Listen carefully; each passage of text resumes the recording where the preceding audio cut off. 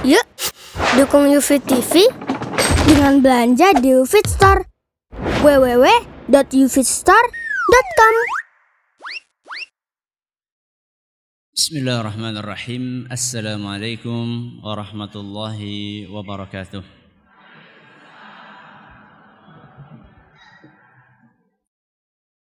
Alhamdulillahi wa kafa, wassalatu wassalamu ala rasulihil mustafa wa ala alihi wa sahbihi wa man iqtafa, amma ba'd. Kita panjatkan puja dan puji syukur kehadirat Allah tabaraka wa ta'ala pada kesempatan pagi yang berbahagia kali ini. Kita kembali diberi kekuatan, kesehatan, hidayah serta taufik dari Allah Jalla wa Ala, sehingga kita bisa kembali menghadiri pengajian rutin Jumat pagi di Masjid Agung Darussalam Purbalingga. Kita berharap semoga Allah Subhanahu wa taala berkenan untuk melimpahkan kepada kita semuanya ilmu yang bermanfaat, sehingga bisa kita amalkan sebagai bekal untuk menghadap kepada Allah Jalla wa Ala. Allahumma amin. Salam dan salam semoga senantiasa tercurahkan kepada junjungan kita Nabi besar Muhammad sallallahu alaihi wasallam, kepada keluarganya, sahabatnya dan umatnya yang setia mengikuti tuntunannya hingga akhir nanti. Para hadirin dan hadirat sekalian yang kami hormati, dan juga segenap pendengar Radio Insani 102,2 FM di Purbalingga, Purwokerto, Banjarnegara, Cilacap, Kebumen, Wonosobo dan sekitarnya. Juga para pemirsa UFIT TV yang semoga senantiasa dirahmati oleh Allah Azza wa Jalla. Tema kita hari ini judulnya apa? Omongan orang. Ada apa dengan omongan orang? Pertama, kalau kita ditanya pengen masuk surga atau tidak, pasti jawabannya pengen. Insya Allah tidak ada di antara kita yang akan mengatakan tidak pengen, pasti pengen. Dan pertanyaan ini kalau ditanyakan kepada orang yang tidak sholat pun, kalau pertanyaan ini ditanyakan kepada orang yang tidak sholat pun, jawabannya juga sama. Kok ora tau sholat jane ngemben pengen meng surga apa neraka? Jawabannya apa? Surga, padahal ora tahu sholat. Ya. Kalau maling ditanya juga sama, ya. Koruptor ditanya juga sama, ya. Semuanya kalau ditanya pengen masuk surga, mesti jawabannya pengen.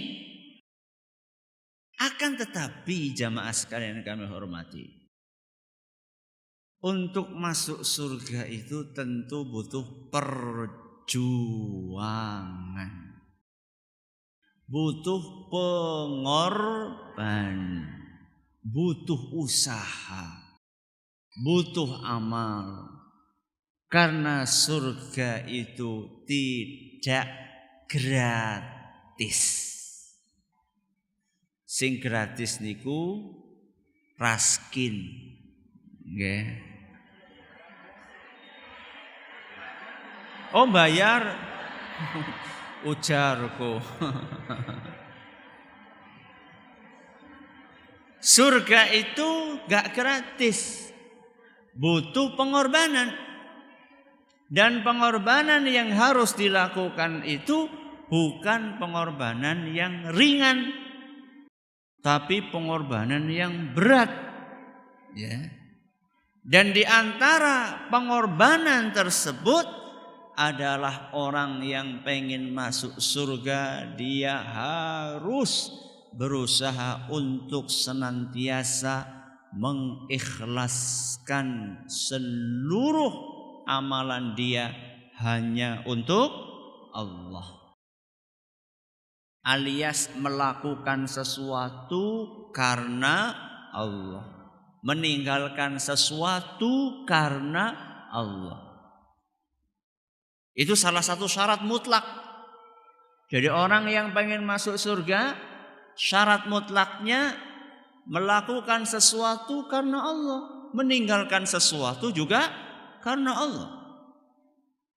Makanya hadis Nabi SAW mengatakan man a'ta lillahi wa mana'a lillah. Barang siapa yang memberi karena Allah, tidak memberi juga karena Allah. Memberi karena Allah ya misalnya ada masjid butuh bantuan, kita sumbang semata-mata karena mencari ridha Allah. Tidak memberi karena Allah seperti apa Ustadz? Ada orang minta-minta sama kita, kita tahu orang ini duitnya dipakai untuk judi. Kita kasih enggak? Enggak kita kasih. Karena apa? Karena Allah. Ya. Memberi karena Allah, tidak memberi juga karena Allah. Melakukan sesuatu karena Allah, tidak melakukan sesuatu juga karena Allah. Makanya di dalam Al-Quran surat Al-An'am ayat 162, surat Al-An'am ayat 162, Allah Subhanahu wa taala ngendika qul inna salati wa nusuki wa mahyaya wa mamati lillahi rabbil alamin.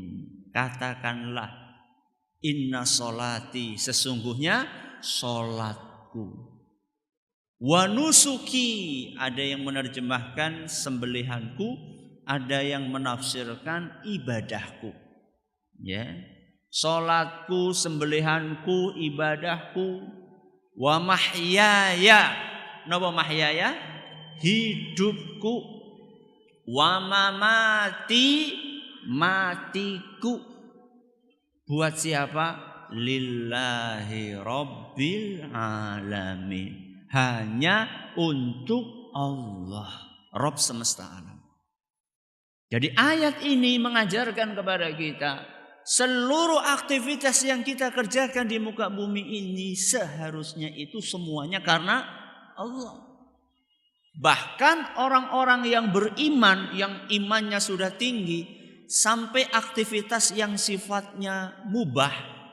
Mubah itu artinya boleh-boleh saja. Ya. Mubah itu bukan percuma.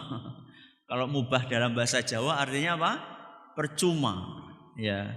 Orang gunane. Mubah yang saya maksud di sini adalah mubah sesuatu yang sifatnya boleh. Contoh makan, minum. Ya. Itu sesuatu yang sifatnya apa? Mubah. Boleh-boleh saja. Kalau orang yang tingkat keimanannya sudah tinggi, bukan cuma sholatnya yang lillah, bukan cuma puasanya yang lillah, bukan cuma sedekahnya yang lillah, sampai makannya juga lillah, tidurnya lillah. Si kepriwe Ustaz? Ana wong mangan kok lillahi ta'ala. Dia makan dengan niat moga-moga semoga ketika saya makan ini fisik saya akan sehat, akan kuat. Ketika fisik saya kuat, saya akan gunakan untuk beribadah kepada Allah. Kalau jenengan setiap makan niatnya seperti itu, setiap suapan yang masuk ke perut jenengan mendapatkan pahala. Penak napa mboten? Wis wareg oli pahala. Itu tingkat keimanan yang tinggi. Ora kur salate tok sing lillah. Salatnya betul lillahi ta'ala. Nah, kalau orang yang imannya rendah, jangankan mangan lillah, salat be ora lillah. Apalagi mikir makan lillah lah, sing penting wareg. Jadi sampai kita memakan sesuatu ya yang kita sukai sekalipun ya. Masing-masing dari kita punya kesukaan kan? Ya, ada yang sukanya nopo? Soto. Ada yang sukanya bakso. Ada yang sukanya gulai. Ada yang sukanya jadi larang-larang kabeh. Ora sing senengane pecel ki. Mendoan ya. Masing-masing kita punya kesukaan kan? Makanan kesukaan kita masing-masing punya. Dan kita senang makan itu. Akan tetapi pernahkah kita berpikir, ya Allah, saya makan makanan yang enak yang saya suka ini supaya saya sehat. Ketika sehat saya akan gunakan bapak-bapak untuk pergi ke masjid. Jalan kemana? Ke masjid ya. Untuk senantiasa beribadah kepada Allah dengan baik. Pernahkah kita berpikir seperti itu? Aktivitas yang lainnya tidur. Itu adalah aktivitas yang tidak bisa dilepas dari kehidupan kita. Pasti masing-masing kita butuh apa? Tidur. Itu kebutuhan vital kita. Tapi subhanallah, kebutuhan vital tadi, kalau niatnya benar karena Allah, bisa mendatangkan pahala. Bayangkan, wis kepenak turune oli pahala. Ya, bangun-bangun, ketika bangun bukan hanya fresh tubuhnya, tapi juga begitu bangun sudah mendapatkan pahala dari Allah Subhanahu wa taala. Ya. Niatnya bagaimana Ustaz? Niatnya, ya Allah, malam ini saya mau tidur gasik. Habis isya langsung apa? Langsung tidur supaya besok bisa bangun subuh, syukur-syukur napa? Tahajud. Dapat pahala jenengan. Sudah enak tidurnya, nyaman tidurnya, dapat pahala. Inilah karena faktor ikhlas. Masalahnya bapak-bapak dan ibu-ibu yang kami hormati, sering kita ini tidak sadar. Ternyata kita ini sering melakukan sesuatu bukan karena Allah. Sering kita melakukan sesuatu bukan karena Allah dan meninggalkan sesuatu juga bukan karena Allah. Tapi karena apa? Karena omongan orang. Contohnya, bapak-bapak wis rajin meng masjid, deneng seminggu terus prei. Ketika ditanya sama istrinya, Pak, kok gak ke masjid lagi? Kemarin ke masjid seminggu, Masya Allah. Iyalah, ana sing ngomong sok alim. Perhatikan. Dia meninggalkan sesuatu bukan karena Allah, tapi karena apa? Omongan orang. Ibu-ibu juga sama. Bareng ngaji kudungan, tapi kur seminggu tok. Bar kuwe terus dicopot. Kenapa? Lah wong tanggane ora ana sing pada kudungan. Ada lagi yang mengatakan, wah urung kaji be kudungan. Subhanallah. Apa enggane kudungan datakan nunggoni kaji. Lah kaya Bu Hajah temen lah, wong urung haji ben datakan kudungan. Ya wis lah tak copot maning. Subhanallah. Meninggalkan sesuatu karena apa tadi? Omongan orang. Bapak-bapak dan ibu-ibu yang kami hormati, kita perlu sadar bahwa omongan orang itu ada habisnya atau tidak? Tidak ada habisnya. Omongan orang itu tidak ada habisnya. Yang kita cari di muka bumi ini itu ridhonya manusia apa ridhonya Allah? Ridhonya Allah atau ridhonya manusia? Tapi kenyataannya banyak orang mencari ridhonya manusia. Jadi orang mau masjid, anu diomongi sok suci. Berarti orang mau masjid, ben wong sing ngomong kuwi seneng. Berarti kan mencari ridhonya siapa? Manusia. Ibu-ibu ngajar di SD, ternyata satu SD ini tidak ada yang pakai kerudung misalnya. Cuma jenengan aja pakai kerudung. Teman-temannya mengatakan rajan, nyejeni temen.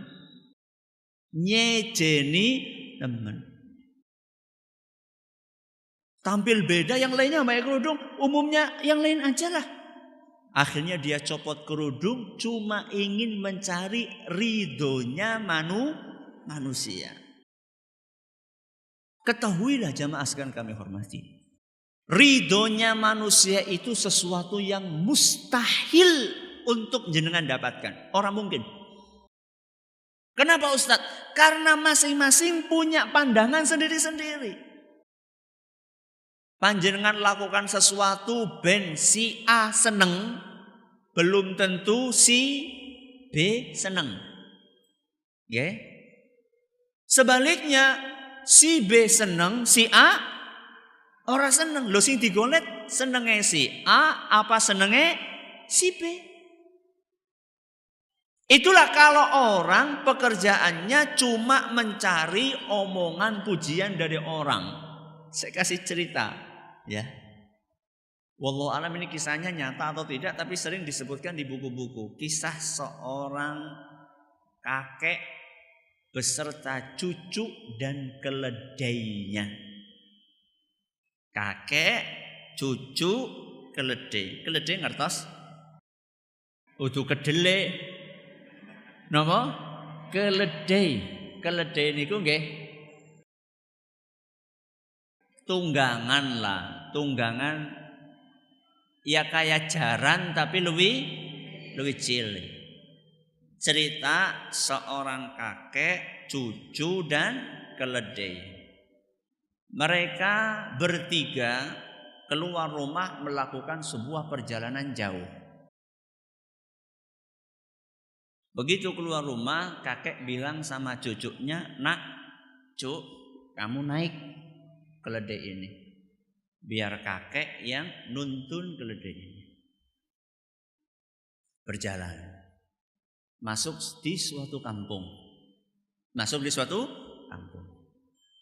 Di kampung itu ada yang komentar. Lajan. Putu ki ora sopan temen.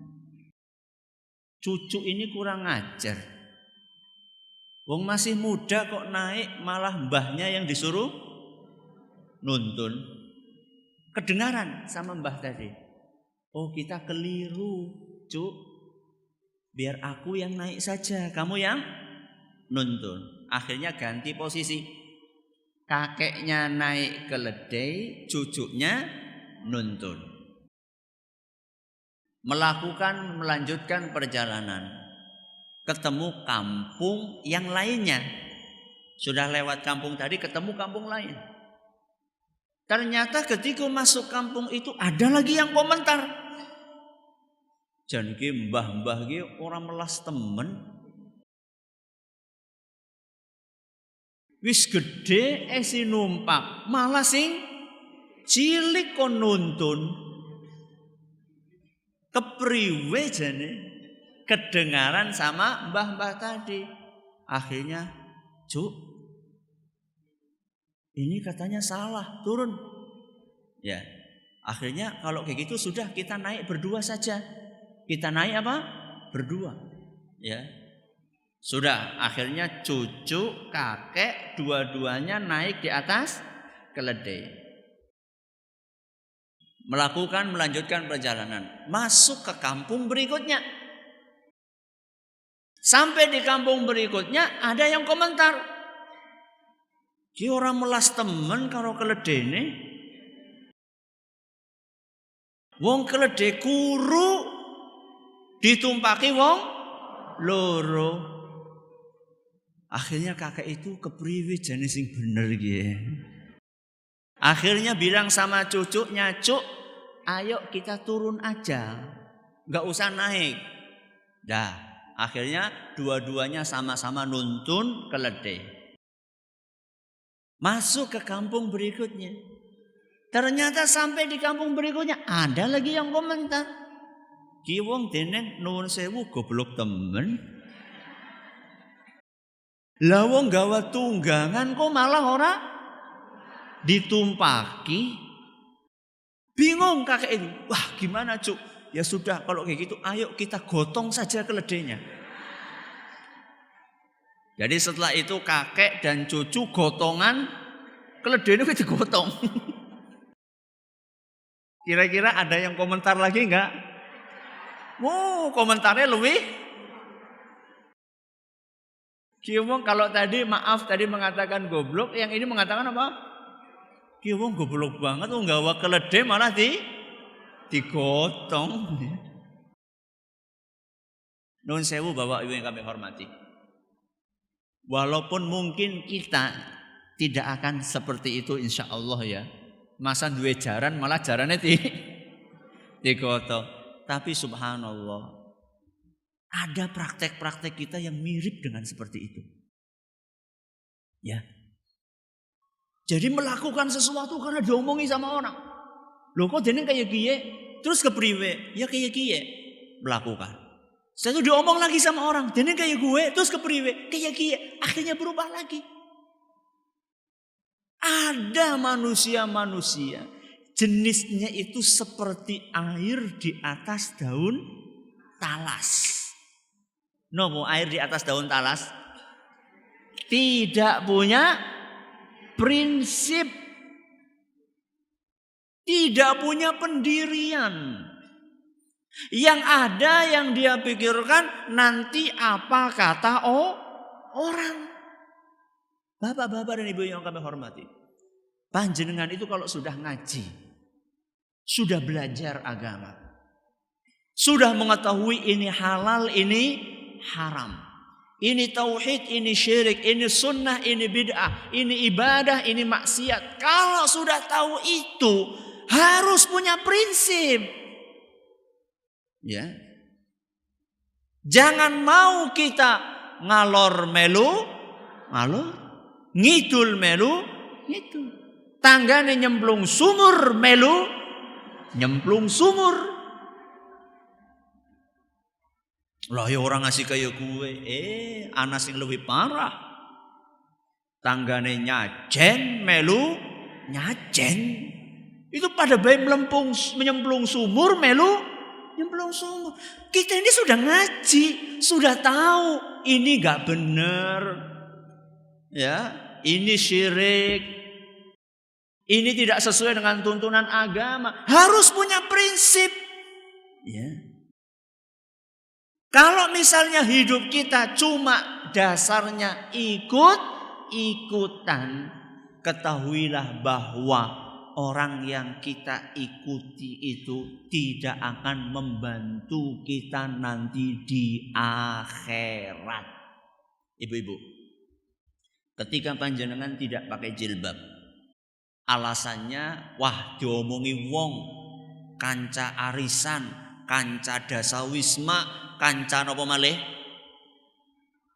nge-PKK ya. Ada, bukan semuanya. Ada kan teman-teman. Apakah kalau panjenengan lepas jilbab itu gara-gara omongannya si Bu A misalnya, Bu A ngomongin. Kemudian naudzubillahi min dzalik, nanti di hari kiamat pada naudzubillah masuk neraka. Apakah ibu-ibu tadi bantu jenengan untuk mengeluarkan jenengan dari neraka? Boten.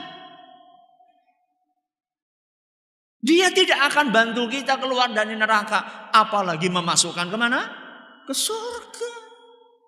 Kenapa kita jadikan omongan dia sebagai pedoman hidup kita? Ada sebagian orang menjadikan pedoman hidupnya tontonan. Tontonan apa? TV. Apa mana nek kudu? TV. Anu tontonan didadekaken tuntunan. Kowe keliru kowe. Ya.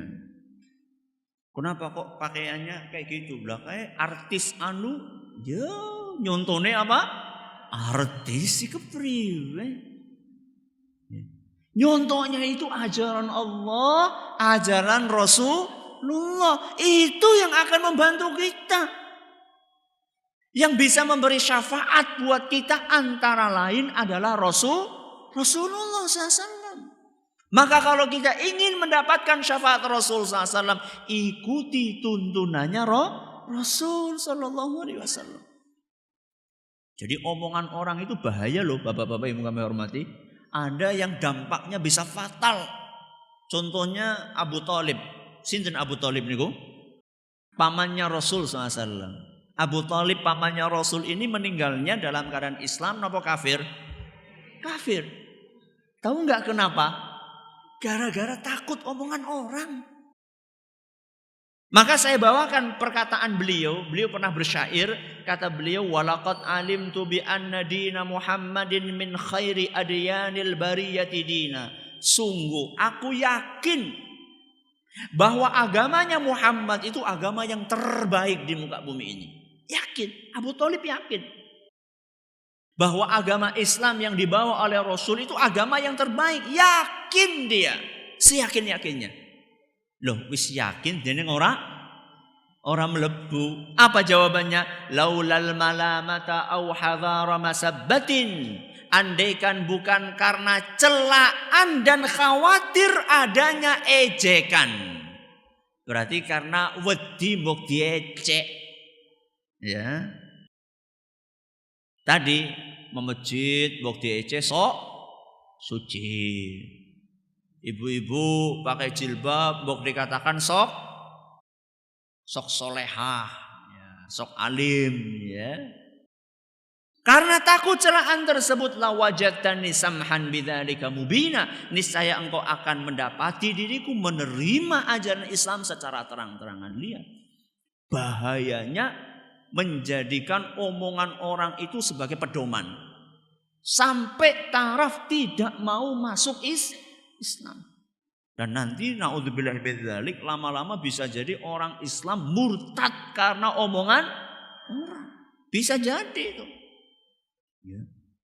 Lah anu wis dhewe ora gelem menggereja badane.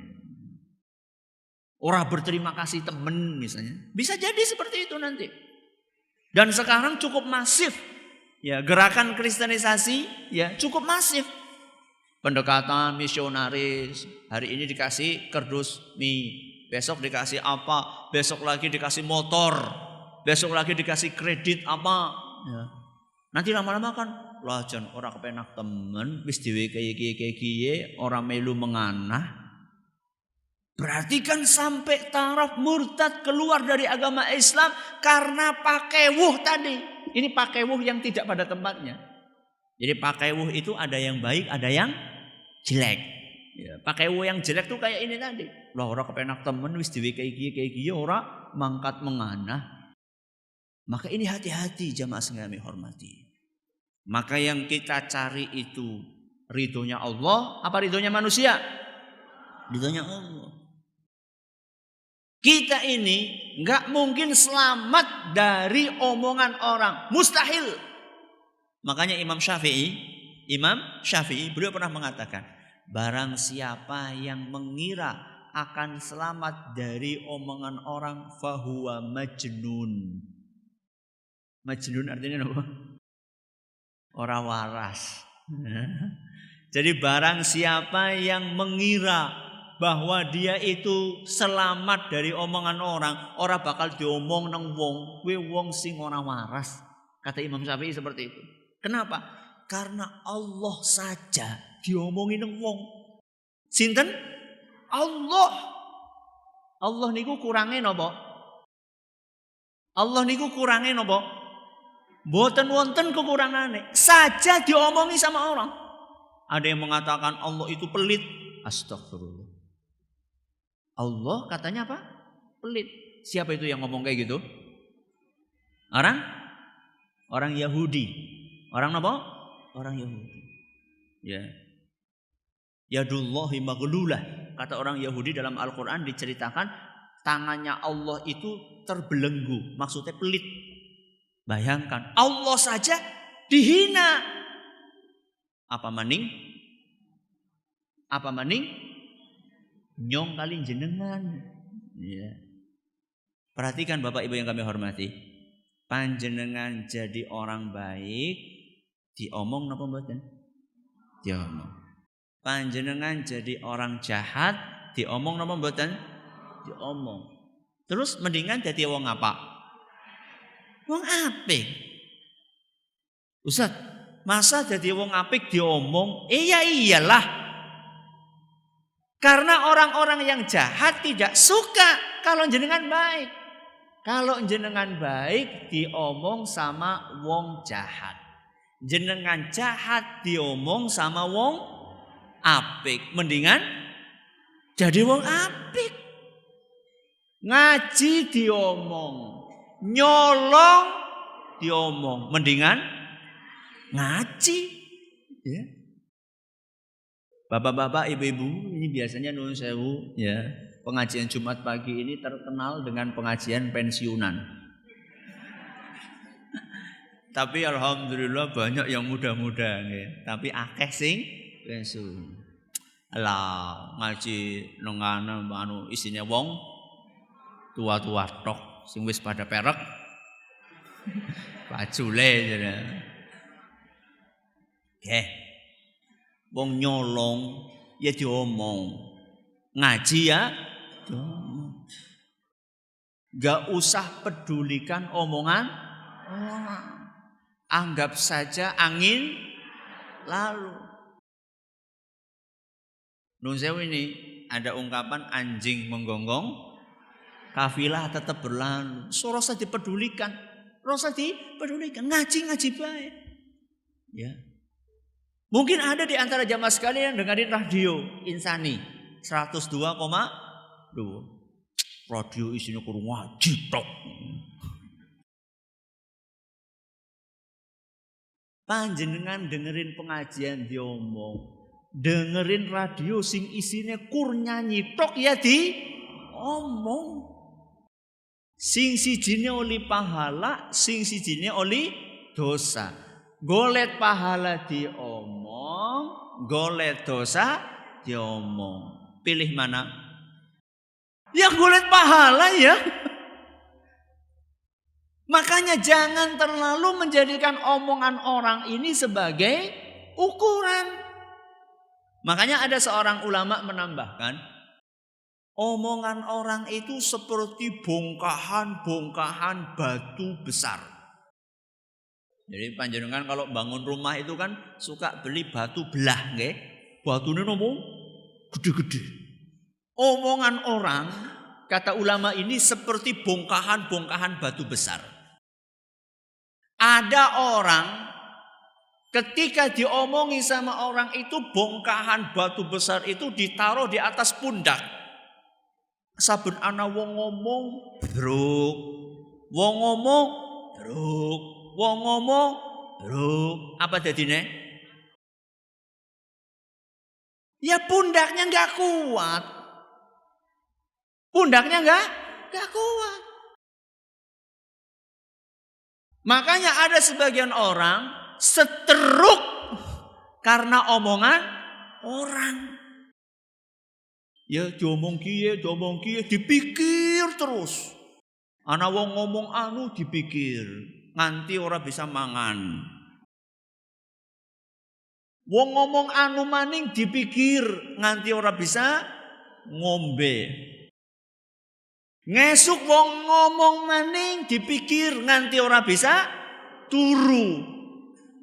Ngesuk ana wong ngomong maning dipikir nganti ora bisa ambekan. Oke, diomong wong harus dipikir. Ya. Hidup kita akan enjoy. Enjoy siapa? Nyaman, penak, tentrem, guyup, rukun. Ya. Hatinya plong. Orang-orang yang setiap ada omongan dipikir, itu seperti orang yang tadi Ana watu gede dipikul. Watu gede maning pikul maning. Ya suwe-suwe tugel. Pundaknya lama-lama akan hancur, akan ambruk, gak kuat. Gak kuatnya itu tadi stroke, lama-lama mati. Lah Ustaz, kita kan hidup di dunia. Hidup di dunia itu pasti ada omongan orang. Yang jadi masalah itu bukan ada atau tidak omongan orang. Yang jadi masalah itu bagaimana kita menyikapi omongan orang. Jadi kalau misalnya kita pengen gak diomong orang, gak usah hidup di dunia. Terus nanti ya mati. Gak hidup di dunia, di mana kita hidupnya? Orang hidup di dunia itu pasti akan menghadapi omongan orang. Lah terus bagaimana sikapnya? Ada sikap yang benar, ada sikap yang salah.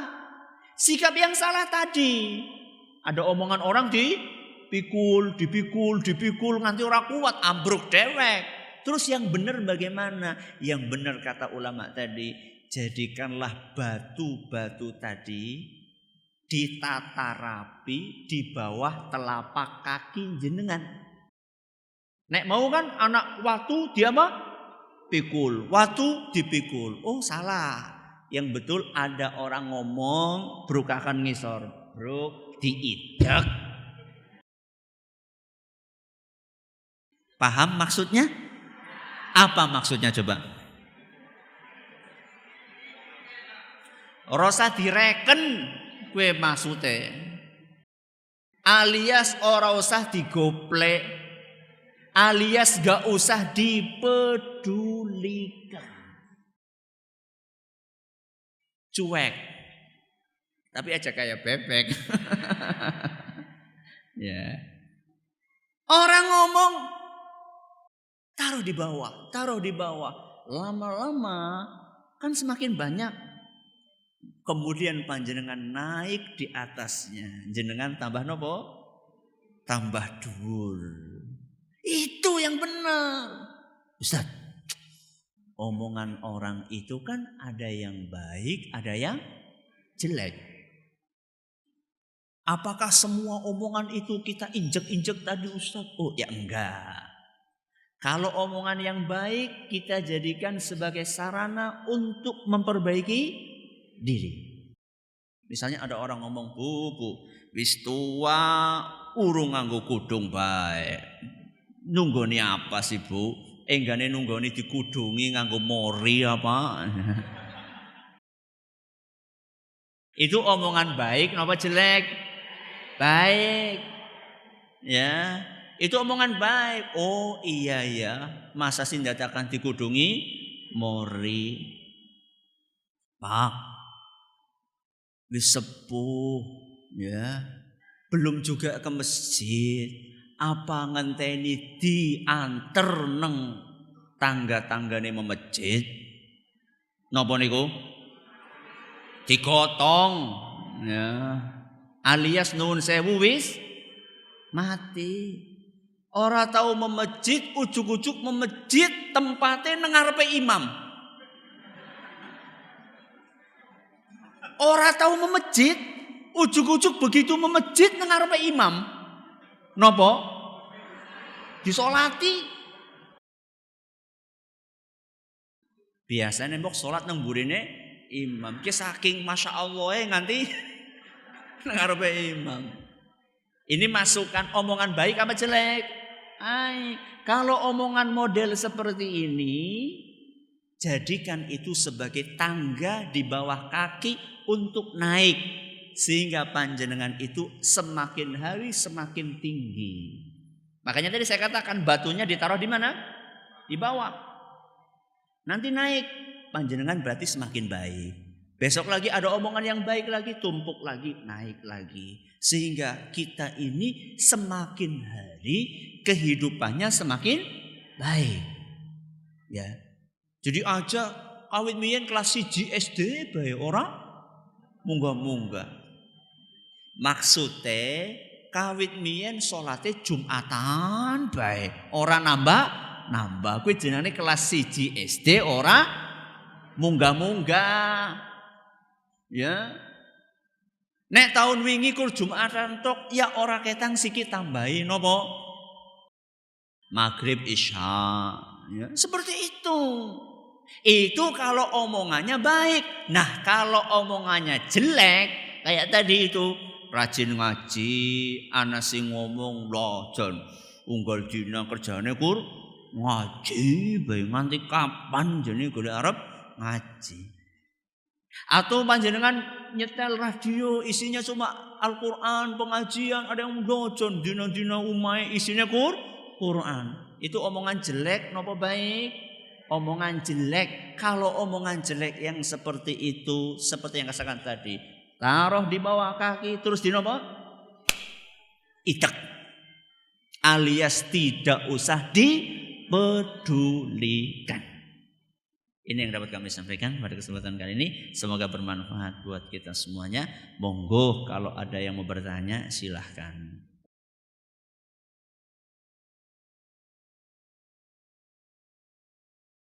Monggo Bu. Enggak pakai mic bisa enggak? Ya udah, berdiri aja, berdiri.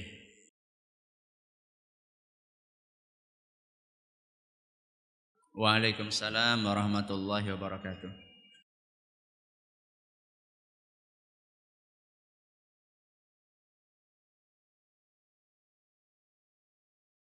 Saya mendapatkan pertanyaan dari teman saya yang beragama Nasrani. Dia bertanya kepada saya, kenapa orang Islam dilarang mengucapkan selamat ketika dia merayakan hari raya Natal? Sebaliknya ketika orang Nasrani selalu mengucapkan selamat kepada kita saat merayakan hari raya Idul Fitri. Jadi mereka beranggapan bahwa orang Islam tidak memiliki rasa persaudaraan atau rasa solidaritas kepada agama lain, Ustaz. Pertanyaan saya, apakah memang Rasulullah melarang Ustaz? Assalamualaikum warahmatullahi wabarakatuh. Waalaikumsalam. Pertanyaan bagus, ya. Kenapa orang Islam ketika ada Natal kita tidak mengucapkan selamat? Ketika orang Nasrani, ketika kita sedang Idul Fitri, mereka mengucapkan selamat. Ya wajarlah, karena yang selamat kita. Yang selamat kita. Kan kita yakin, inna dina indallahil Islam. Yang akan selamat kita. Ya. Masa kita ucapkan selamat kepada orang yang tidak selamat? Ya, ini yang pertama. Yang kedua, Islam itu mengajarkan berbuat baik secara lahiriah, senyum, membantu, ya. Ketika sakit menjenguk, ketika dapat musibah dibantu. Islam dalam hal ini tidak membeda-bedakan antara Muslim dan non-Muslim. Ada musibah, walaupun di tempatnya non-Muslim kita bantu. Berbisnis, jujur kepada siapapun termasuk kepada non-Muslim. Islam mengajarkan seperti itu. Tapi itu urusan dunia. Dalam masalah agama, lakum dinukum waliyadin. Agamamu ya agamamu, agamaku ya agamaku. Perayaan itu sudah masuk dalam masalah agama. Buktinya apa? Buktinya jawaban yang ketiga. Sebagian kristolog itu adalah orang yang mendalami agama Nasrani untuk membantah, mengatakan Natal itu sebenarnya bukan hari kelahirannya Nabi Isa.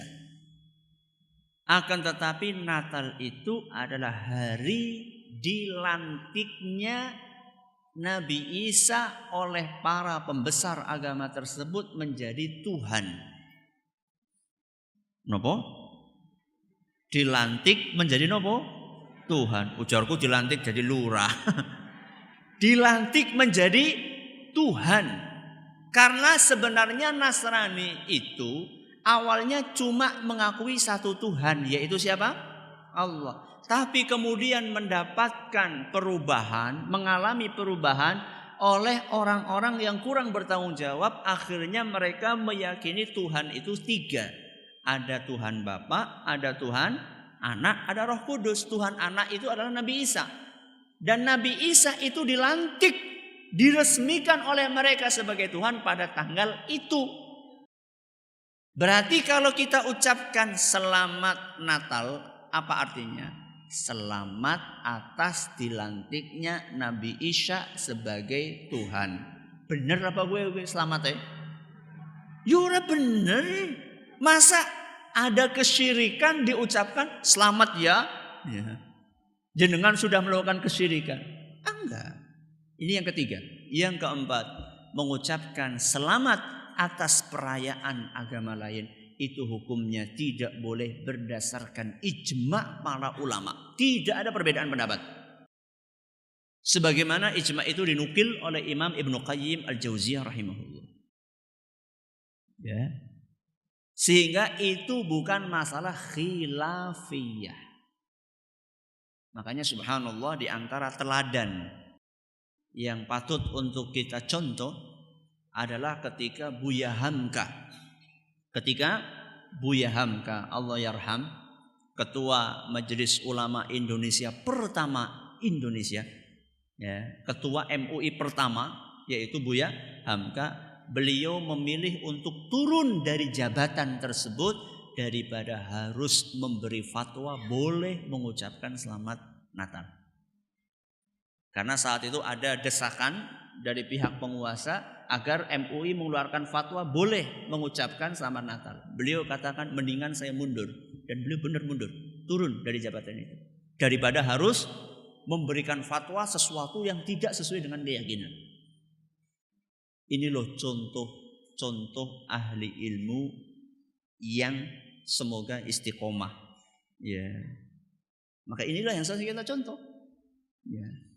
Kalau haram ya katakan haram, kalau halal ya katakan halal. Tapi seperti yang saya katakan tadi, Islam mengajarkan kita untuk berbuat baik secara lahiriah, secara perkara duniawi. Bisnis harus baik, membantu ketika musibah, senyum tidak ada masalah. Tapi kalau sudah kaitannya dengan masalah agama, apa tadi? Lakum dinukum waliyadin. Ya, monggo. Bismillahirrahmanirrahim. Assalamualaikum warahmatullahi wabarakatuh. Waalaikumsalam warahmatullahi wabarakatuh. Terima kasih Pak Ustadz. Dalam materi ini kami akan minta penjelasan bahwa pada umumnya kita sebagai umat Islam ini melakukan suatu ibadah umumnya adalah mengikuti omongan Ustadz.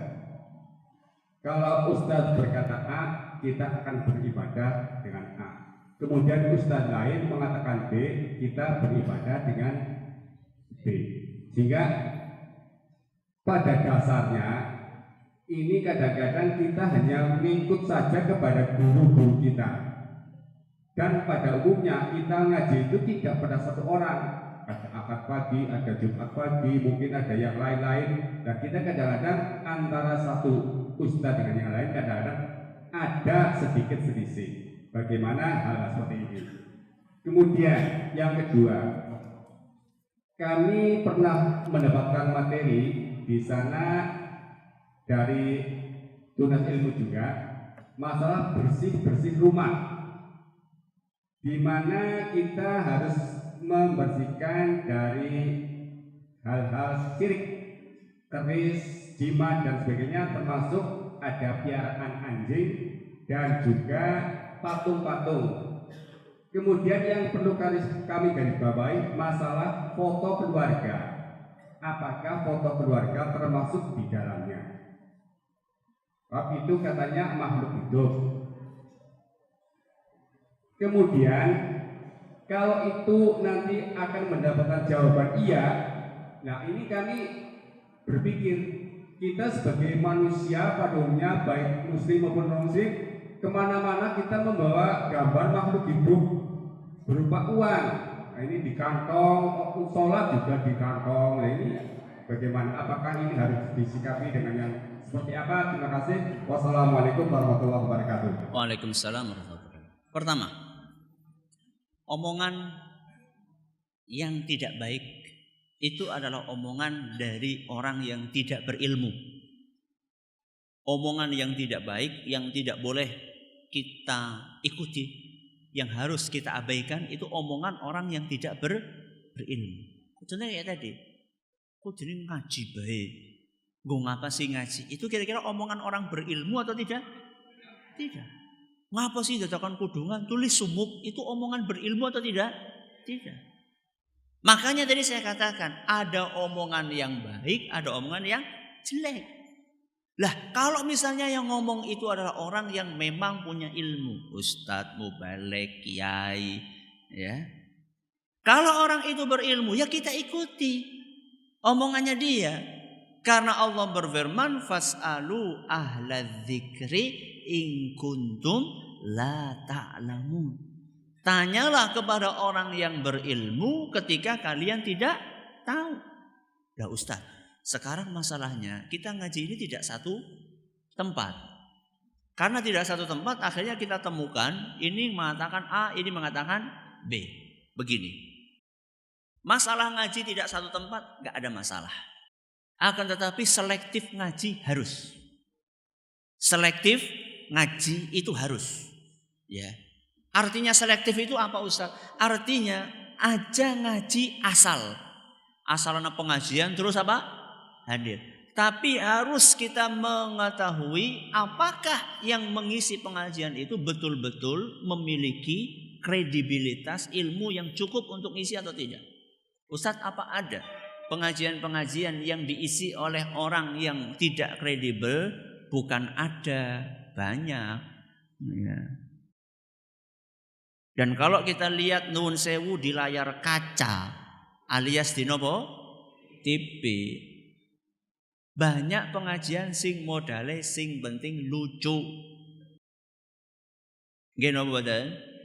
Nek ora lucu ora payu. Ya. Makanya saya tahu ada beberapa pengajian yang subhanallah di televisi yang bagus yang isi. Tapi kemudian sama stasiun televisinya itu di stop. Karena apa? Ratingnya itu rendah. Berarti pikirannya gue, wah ki orang gawa duit ya. Tidak menghasilkan duit. Akhirnya yang isi sih penting lucu, rame, ya, bisa guyu, ya. Nah, itu bedanya antara ustadz karo pelawak apa? Ya. Maka harus selektif. Nah, kalau kita sudah selektif ngaji, kemudian ada perbedaan antara Ustadz A, Ustadz B, dilihat. Apakah perbedaannya itu perbedaan dalam hal-hal yang memang boleh berbeda atau tidak? Kalau misalnya berbeda, satu kunut, satu tidak, itu masalah ringan. Masalah apa? Ringan. Satunya bismillah dikeraskan, dijaharkan. Yang satunya disirkan. Itu masalah ringan. Alias gak apa-apa beda. Tapi kalau perbedaannya yang satunya ngajari nyajen. Karena itu bentuk kearifan lokal. Yang satunya mengatakan, oh tidak boleh itu syirik. Melu sing ngendi? Yang tidak boleh, karena itu jelas-jelas kesyirikan. Jadi perbedaan itu, apa yang disampaikan si A dengan si B ini harus didudukkan. Apakah itu perbedaan yang bisa ditolerir atau tidak? Pertanyaan berikutnya, bersih-bersih rumah diantaranya adalah membersihkan rumah dari makhluk hidup. Apakah termasuk foto keluarga? Foto keluarga itu foto makhluk hidup atau bukan? Wis mati Ustaz. Pernah hidup. Ya, pernah hidup. Kalau memang itu foto makhluk hidup, ya sebaiknya jangan dipajang. Sebaiknya jangan dipajang. Terus kepriwe Ustaz? Ya wis dilebokaken album apa kepriwe lah. Ya. Karena itu bagian dari makhluk hidup. Dikhawatirkan menghalangi malaikat masuk. Nabi SAW mengatakan la tadkhulul malaikatu baitan fihi kalbun wala tasawir. Malaikat tidak akan masuk ke rumah yang di dalamnya ada anjing atau gambar-gambar makhluk hidup. Terus diganti apa Ustadz? Ya pemandangannya orang apa-apa. Pemandangan gunung, sungai, laut, pohon-pohon, enggak apa-apa. Ya, itu apa bukan makhluk hidup Ustaz? Yang dimaksud makhluk hidup di sini adalah manusia, binatang. Kalau pepohonan itu tidak apa-apa. Lah terus kita kemana-mana bawa duit. Duit itu ada makhluk hidupnya. Apa jenengan gawa duit terus dijembreng kayak kiye? Bok duitnya ngendi? Nang sak ya ora apa-apa. Ya. Jadi yang jadi masalah itu ketika dinopo? Dipajang. Ya. Ketika itu masuk ke kantong ya enggak apa-apa. Insya Allah kan enggak ada lah orang yang kemana-mana duitnya dia apa? Jembreng insya Allah enggak ada. Ya. Monggo. Bismillahirrahmanirrahim. Assalamualaikum warahmatullahi wabarakatuh. Waalaikumsalam warahmatullahi wabarakatuh. Pak Ustadz yang saya hormati, di dalam Al-Quran surat An-Nur ayat 4, di situ kalau tidak salah ada omongan atau pembicaraan yang diancam oleh Allah Subhanahu wa taala karena menuduh atau membicarakan wanita baik yang berzina tanpa mengemukakan 4 saksi. Bagaimanakah tidak ada saksi tapi ada bukti? Bagaimana menurut Pak Ustadz, apa tetap dijaldah samanya jaldah atau bagaimana?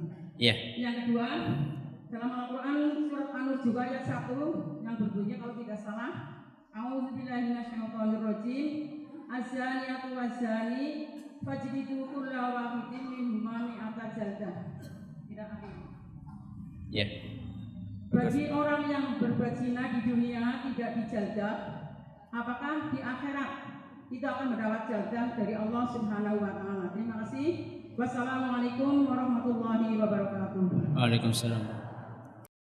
Ibu yang kami hormati dan jamaah sekalian, untuk masalah rajam, kemudian juga masalah cambuk buat orang yang berzina, itu memang di dalam agama kita syaratnya itu harus ada 4 saksi.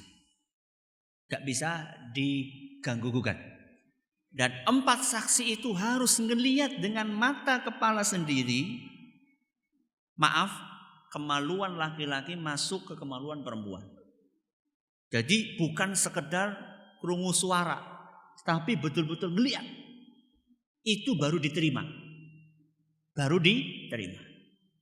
Ya Ustaz kan ada bukti ini hamil. Iya.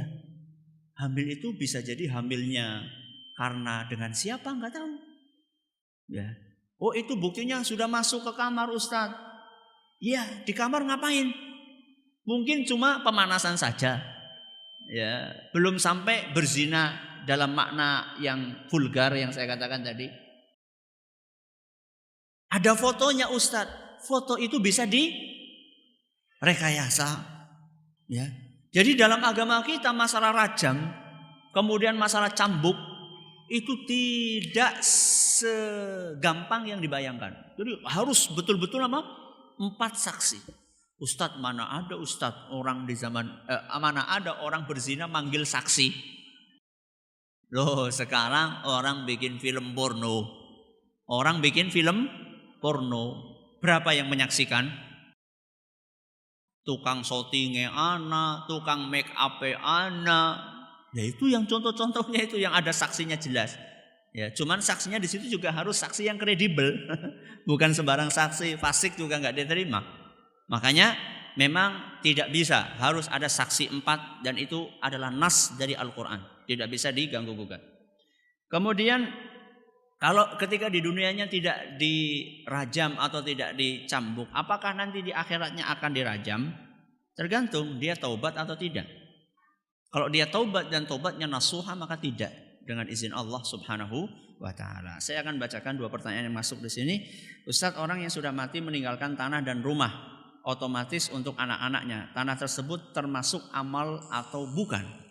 Ya tergantung apakah anaknya itu mau mengamalkan, mewakafkan, menginfakkan sebagian tanahnya atau tidak, atas nama jenengan atau tidak. Kalau tidak, ya enggak. Ya. Dalam arti dia tidak akan mendapatkan amal jariyah. Makanya anjuran saya, kalau bisa sebelum jenengan meninggal itu sudah ada amal jariyah jenengan dulu.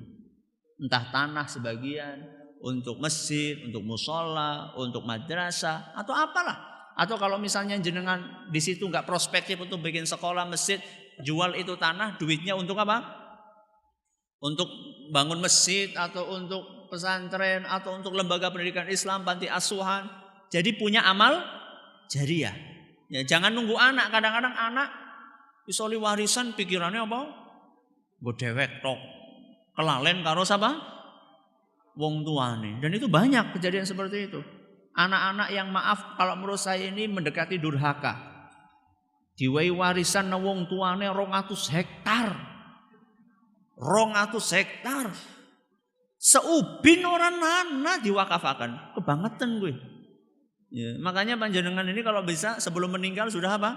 Banyak punya amal jariyah. Ustaz mohon penjelasan orang yang sudah melaksanakan ibadah haji dan umroh berkali-kali sampai 4 kali masih suka mengunjungi kafe untuk menikmati musik sampai larut malam dan dilakukan secara rutin. Masya Allah, umroh rutin, mengkafenya rutin. Menurut pandangan Islam bagaimana? Menurut pandangan Islam umroh apik, hajine apik, mengkafene ora apik.